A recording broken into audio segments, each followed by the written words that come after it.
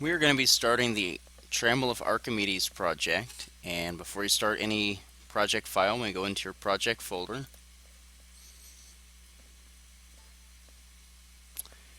and make a new folder. So this is the Trammel of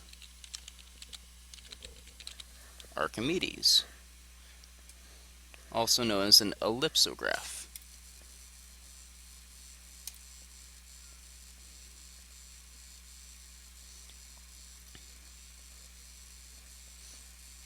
Well, I think that worked. Yep, there we go. Check part. Let's go to our new part file.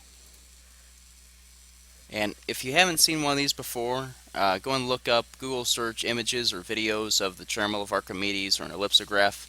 It's kind of neat, and we're going to make it small enough to where if you have a 3D printer, you could print one out, and tolerances should be enough to where it should work well. So let's see what we can do. I'm going to start drawing the top of it. Again, always start with the origin. Oop, missed there. There we go.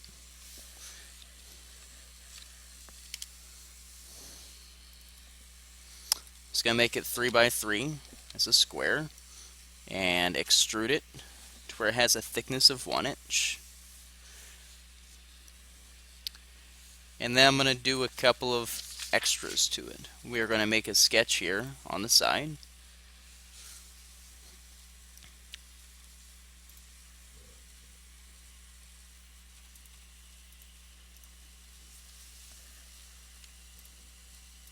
Let's have a basic line. Gonna make it 0.25 wide, just 1/4 of an inch.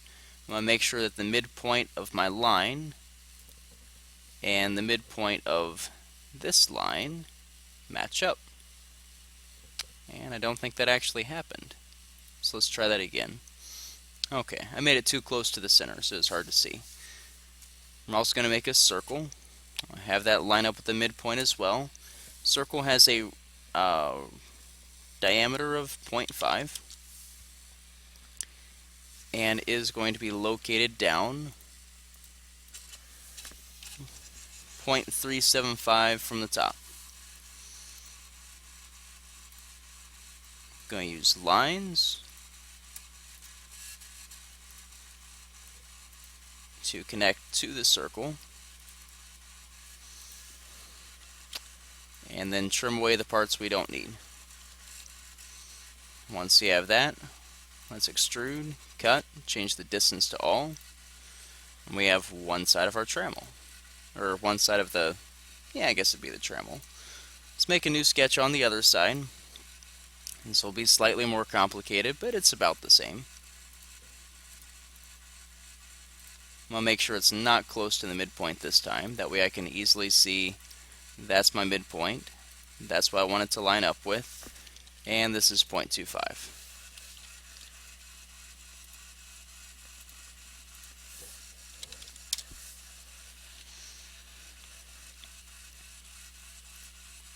I'm going to make another line just inside it.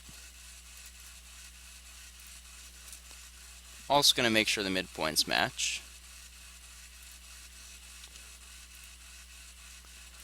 Length of this line, 0.625.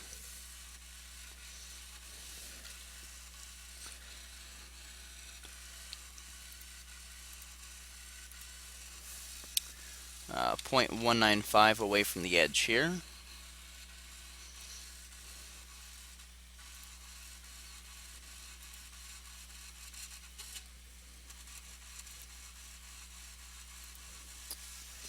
And I want this to be an equilateral triangle. So all the sides are the same. Going to extend my line here.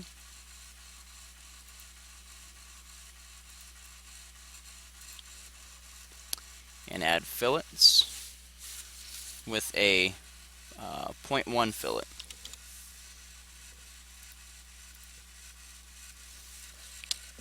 And somehow I knew something like that would happen. That's okay. We'll cheat then. We'll make a circle. The diameter will be 0.2, so half of that's 0.1. I'll make it tangent to either side of this.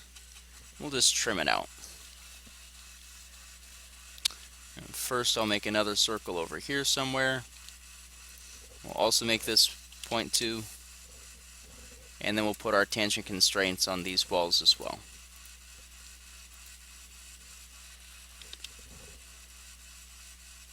Trim away the bits you don't need.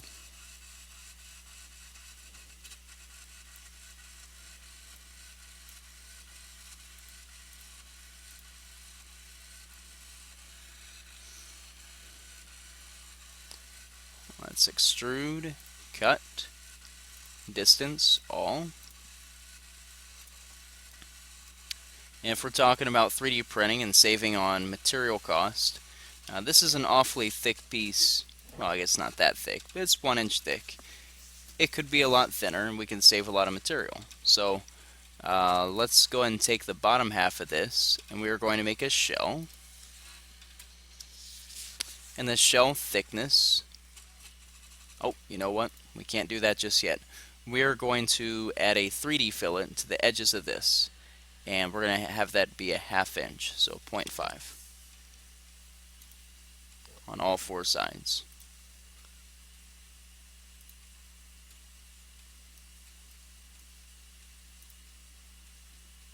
There we go. Apply.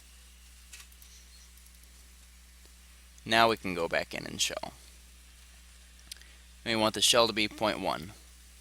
So click on the face here, select OK. Easy enough. Let's make this stand out a little bit. Let's change the material type here. Instead of default,